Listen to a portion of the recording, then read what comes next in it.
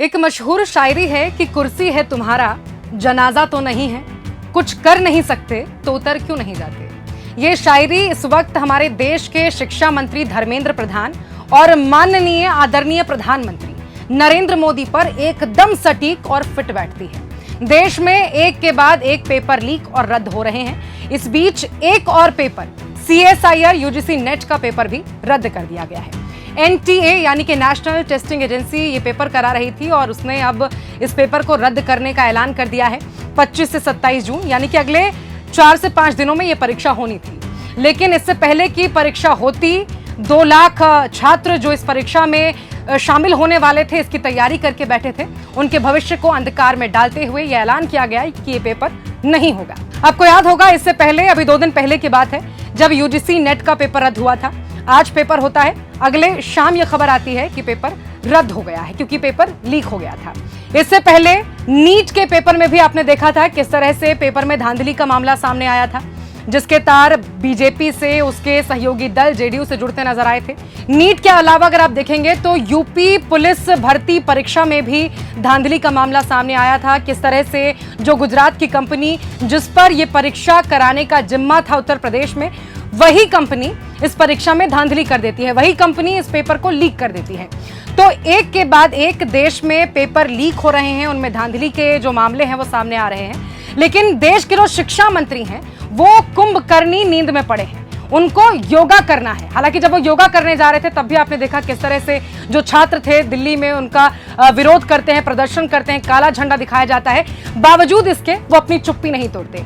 ये वही शिक्षा मंत्री हैं, याद रखिए, जिसने NTA को हरी झंडी दिखाई थी और ये कहा था कि इस परीक्षा में कोई झोल या धांधली का मामला सामने नहीं आया है, कोई गड़बड़ी पेपर में नहीं हुई है। तो सवाल ये बनता है कि एक के बाद एक पेपर लीक हो रहा है, NTA खुद परीक्षा रद्द कर रही है। नीट में जिस अभ्यर्थी को गिरफ्तार किया गया था, अनुराग यादव, खुद ये कबूल कर लेता है कि पेपर में धांधली हुई, मुझे एक दिन पहले पेपर दे दिया गया था। क्या इसके बावजूद भी वो ये कहेंगे कि परीक्षा में कोई धांधली नहीं हुई है? क्या वो अब इस परीक्षा की जिम्मेदारी लेंगे? जो परीक्षा में धांधली हुई उसकी जिम्मेदारी लेंगे? और जिम्मेदारी लेते हुए अगर जरा सी भी शर्मिंदगी वो महसूस कर रहे हैं तो क्या वो इस्तीफा देंगे? ये बहुत बड़ा सवाल है। देश के प्रधानमंत्री भी देखिए इस पर चुप्पी साधे हुए हैं। वो नालंदा जा रहे हैं, यूनिवर्सिटी के अंदर जाकर नए कैंपस का उद्घाटन कर रहे हैं, लेकिन इस मामले पर चुप्पी बनाए हुए हैं। क्या प्रधानमंत्री नरेंद्र मोदी ये कसम खा चुके हैं? ये सवाल बहुत बड़ा है कि क्या वो ये कसम खाकर बैठे हैं कि जब तक इस देश के युवाओं को पकौड़ी तलने के कगार पर नहीं ला देंगे तब तक वो नहीं मानेंगे।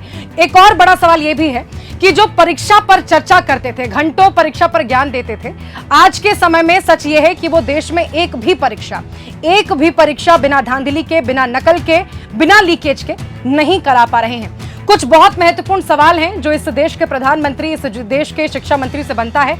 वो ये सवाल है कि NTA पर आखिर एक्शन कब होगा, क्योंकि ये जो तमाम पेपर लीक हुए, ये तमाम पेपर जो रद्द हुए हैं, चाहे नीट हो या नेट हो या फिर CSIR UGC आप नेट की बात करें, इन तमाम पेपर्स का जो आयोजन, इनको कराने की जो जिम्मेदारी थी वो NTA पर थी।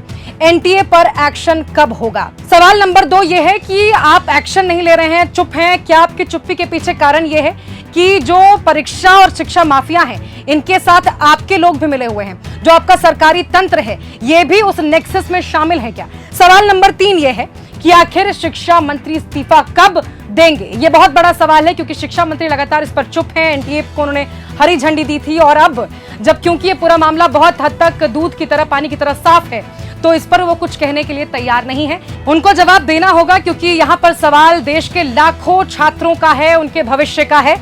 हालांकि आपको ये बता दूं, कांग्रेस लगातार ये कह रही है, राहुल गांधी ने भी अपनी प्रेस कॉन्फ्रेंस में कहा था कि कांग्रेस युवाओं के साथ खड़ी थी और आगे भी खड़ी रहेगी। सड़क से संसद तक युवाओं की हक की आवाज उठाएगी, उनका ये मुद्दा संसद में भी रखा जाएगा और लगातार उनके संघर्ष का साथी कांग्रेस आपको बनता नजर आएगा।